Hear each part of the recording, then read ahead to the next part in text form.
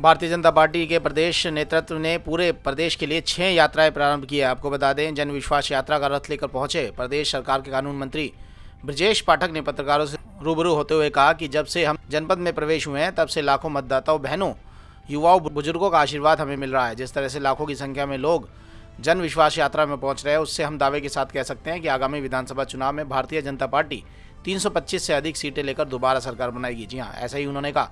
साथ ही उन्होंने सपा सरकार पर निशाना साधते हुए कहा कि जिस तरह से अखिलेश यादव की सरकार ने पूरे प्रदेश में जंगल राज कायम किया था, योगी सरकार ने उससे ध्वस्त किया है।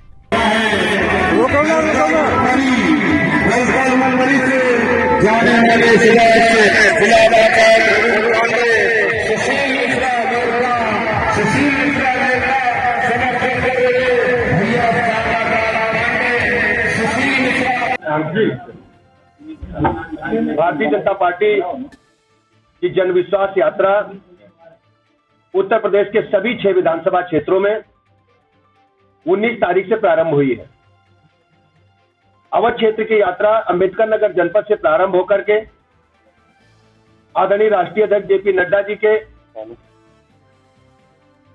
मुख्य अतिथि के सानिध्य में अंबेडकर नगर जनपद से चलकर के अयोध्या जनपद होते हुए कल गोंडा जनपद की सीमा में प्रवेश किए हैं। जिस ढंग से लाखों की संख्या में नौजवानों ने, बुजुर्गों ने, माताओं, बहनों ने जन विश्वास यात्रा को अपना आशीर्वाद प्रदान किया है, बड़ी संख्या में सड़कों पर निकल करके फूल मालाओं से लाद दिया है, उसके लिए मैं गोंडा जनपद के सभी जनमानस का हृदय से आभार प्रकट करता हूं, अभिनंदन करना चाहता हूं। साथियों, हम सब जानते हैं मात्र कुछ दिनों के बाद चुनाव आचार संहिता लागू हो जाएगी। 2022 के विधानसभा आम चुनाव का नगाड़ा बज जाएगा, यानी प्रारंभ हो जाएगा। 2017 से 22 तक भारतीय जनता पार्टी की सरकार जो आदरणीय योगी जी के नेतृत्व में चल रही है और केंद्र में आदरणीय प्रधानमंत्री नरेंद्र मोदी जी की सरकार ने उत्तर प्रदेश में जो भी जनहित के कार्य किए हैं, उनके आधार पर जनता हमें भारी समर्थन दे रही है।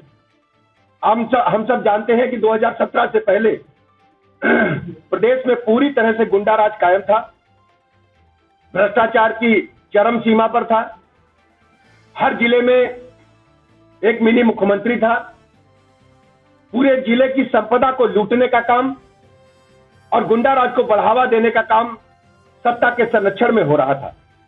गोंडा जनपद हो या दूसरे कोई प्रदेश के जिले हो, कहीं भी कोई प्लाट, मकान, दुकान खाली नहीं था जिसको समाजवादी पार्टी के लोगों ने झंडा लगाकर कब्जा न करने का काम किया हो। आम जनमानस कहने लगा था कि समाजवादी पार्टी का झंडा लगा देख करके गाड़ियों में जनता कहने लगी थी, जितना बड़ा झंडा उतना बड़ा गुंडा। मैं दावे के साथ कहता हूं कि समाजवादी पार्टी ने जनता के पैसे को खूब लूटा है।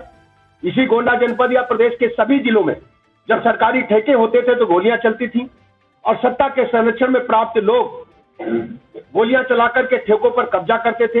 आज उत्तर प्रदेश के जो माफिया नेटवर्क था, जो ऑर्गेनाइज्ड क्रिमिनल्स हैं, उनको उत्तर प्रदेश से पूरी तरह से साफ करने का काम हमारी सरकार ने किया है।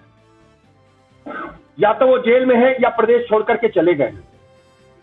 जो आपसी वैमनस्यता के कारण अपराध हुए हैं, उनमें भी हमारी सरकार ने तत्परता के साथ कड़ी। मैं पूरी समाजवादी पार्टी को, अखिलेश यादव को इस बात की चुनौती देता हूं कि उनको आकर के जिन्ना के समर्थन की बात खुलेआम करनी चाहिए और जिन्ना के नाम पर वोट मांगना चाहिए। के कई नेता कहते हैं कि अखिलेश यादव और हमारे जो नेता जी हैं मुलायम यादव, ये बहुत बड़े पुजारी हैं, बहुत बड़े धार्मिक हैं। भाजपा वाले किस बात के पुजारी हैं? देखिए, भारतीय जनता पार्टी ने इतना तो सिखाई दिया है कि सब लोग राम राम करने लगे हैं ना। जो लोग मुख्यमंत्री आवास में जाली वाली टोपी लगा करके क्या कराते थे, रोजा अफ्तार कराते थे कि नहीं कराते थे? कराते थे कि नहीं कराते थे? अब कम से कम रामलला के दरबार में आ तो रहे, अपने राम कहने तो लगे। तो ये फिर जाता है, ये भारतीय जनता पार्टी को जाता है।